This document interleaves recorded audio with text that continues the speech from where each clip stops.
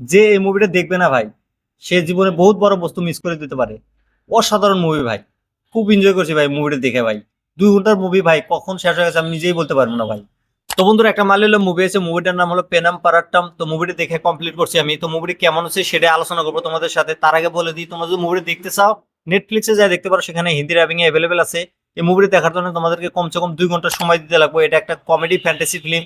যারা যারা মালয়ালম মুভি দেখা পছন্দ করো তাদের জন্য এই মুভিটা খুবই ভালো হবো। আর এই মুভির আইএমডিবি রেটিং পেয়েছে 7.3, খুবই ভালো রেটিং।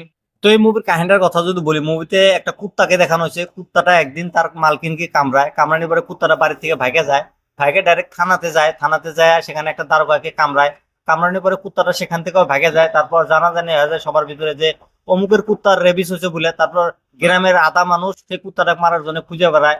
আর এক সাইডে দেখানো হয়েছে কুমার নামের একটা ছেলে চারু নামের একটা মেয়েকে খারাপ মেসেজ করে, সেই মেসেজটাও ভাইরাল হয়ে যায়।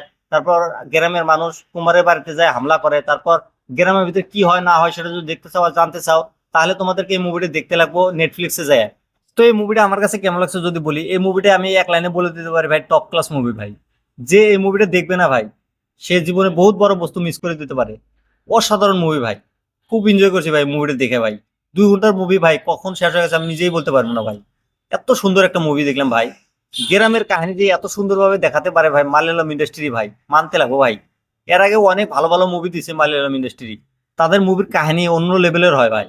এই মুভির ডিরেক্টর হলো রাজেশ মাধবন। সে এই মুভিতে যেভাবে প্রেজেন্ট করছে কাহিনীটা, অসাধারণ ভাই। তার কাজ টপ ক্লাস ছিল ভাই। এই মুভি যে কাহিনীটা দেখাইছে না, একটা কুত্তা আর একটা মেয়ের উপরে, অসাধারণ ভাই। একটা কুত্তাকে মারার জন্য পুরো গ্রামটা লেগে পড়ে, আর এক সাইডে কুমারকে মারার জন্য পুরো গ্রামটা লেগে পড়ে। আর মাঝখান থেকে একটা মুখিয়াকে দেখায়, সে খালি ক্যাসাল লাগানোর ধান্দা করে। এই মুভির কাহিনীটা টপ ক্লাস ছিল ভাই। তারপর মেয়েদের ভিতরে যে ক্যাসাল গুলা দেখায়, আমরা গ্রামের ভিতরে যে দেখি কাহিনী গেলা, সেগুলো কাহিনী তুলে ধরছে এই মুভিটার ভিতরে ভাই। অসাধারণ একটা মুভি ভাই। তোমরা যদি মুভিটা ফ্যামিলির সাথে দেখতে চাও দেখো ভাই, অসাধারণ মুভি ভাই। মুভির হিন্দি ডাবিং খুব ভালো হয়েছে ভাই।